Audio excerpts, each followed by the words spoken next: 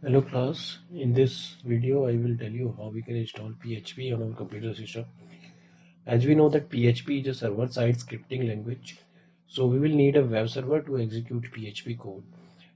The browser cannot natively execute PHP code as it can execute HTML code, so we will need a specialized web server to execute PHP. And for that there are various third-party web servers, but in this tutorial we will see how we can use the native PHP web server to execute our code. So let me first show you that I do not have PHP currently installed on my system. So if I go to command prompt and type PHP -v, which will give me the current version of the PHP if it is installed on my system. And if I press enter, the system says that PHP is not recognized as an internal or external command, which means that PHP is not presently installed on my system. So let's see how we can install PHP on our computer system. So I will go to the web browser and type download PHP, which will take me to the official php.net site. And in this site, because I'm using a Windows system, so I will click on Windows download, and then there would be various options under which I can select either a 32-bit system or a 64-bit system. So I will select 64-bit thread safe version, and I will click on the zip. It will start downloading the file. But because I have already downloaded the file, so I will skip this option from here and I will go to my downloads folder.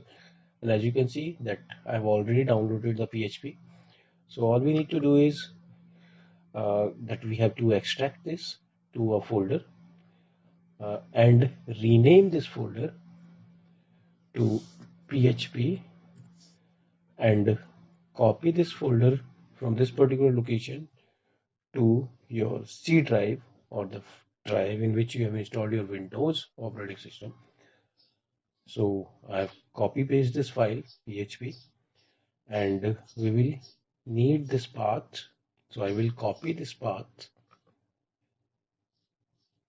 Then the next step would be to set the environment variable. So I will type environment. It will automatically give the option to edit the system environment variable.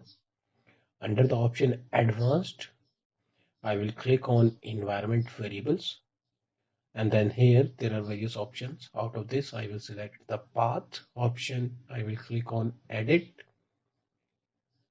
and then I will click on new, and then I will paste the option that I have copied, the path of the PHP folder, which is c/php.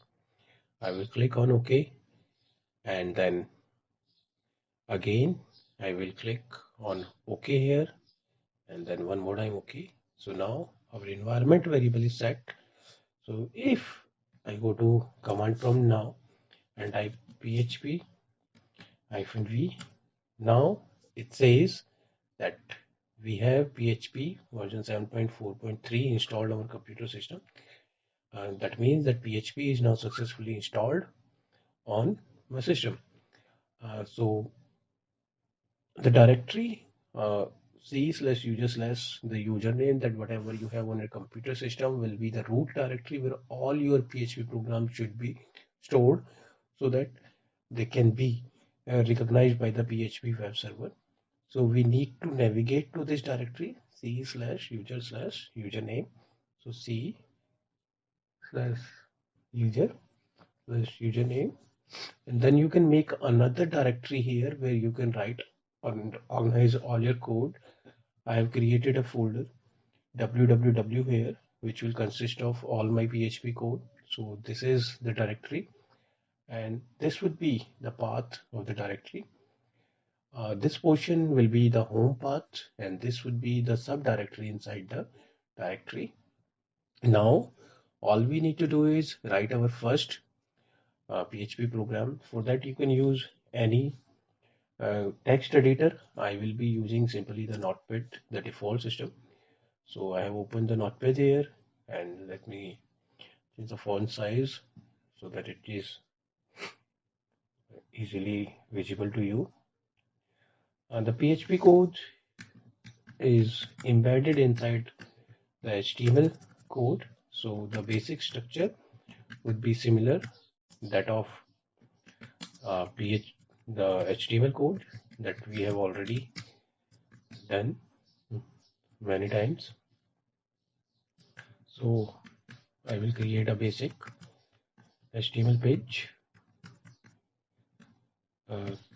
body, and then inside the body there is this h1 tag which is PHP uh, programming, and then I'll close this h1 heading, and now I'm using an h3 heading, and inside this h3 heading I'm using the PHP code. So this is how we start a PHP code, question mark PHP, and then to provide a message just like print in Python, we have here echo, and then whatever that you want to display into your web page, it will be displayed inside h3. So PHP echo, and then let's say welcome to PHP, and I will close this. Each line will be ended by semicolon, and then question mark. This will end the PHP syntax.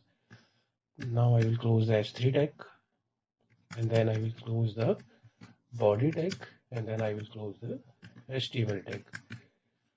And now I will save this file inside the user slash Bharadwaj slash www folder, and I will save this file with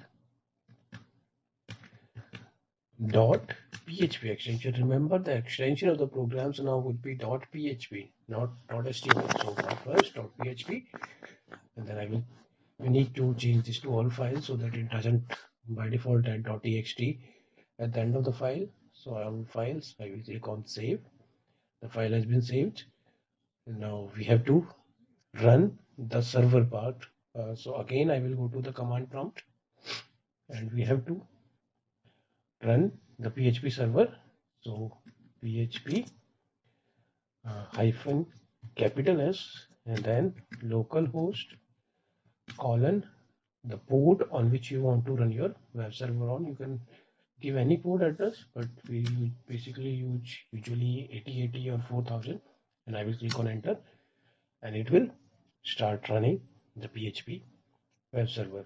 And this is the address that on which PHP web server is being run. So we will go to the browser,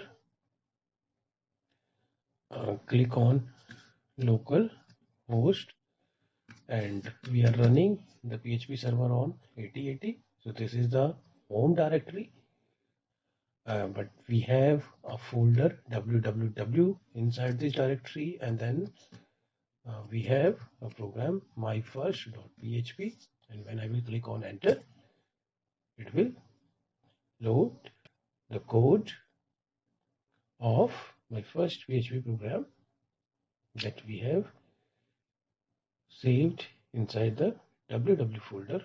As soon as I will click on enter, sorry, my bad, my PHP. So PHP programming, welcome to PHP. If you look at our PHP code, here it is. PHP introduction is the title of the page. PHP programming is h1 heading, and welcome to PHP is using via PHP. My PHP, if I change the program code, do save, and then click on refresh here, welcome to my PHP. So this is how we can install the native PHP server on a computer system and run our first PHP program. So I hope you will be able to install PHP on your computer system, and if you face any problems, please let me know, and I will guide you through the process. Thank you.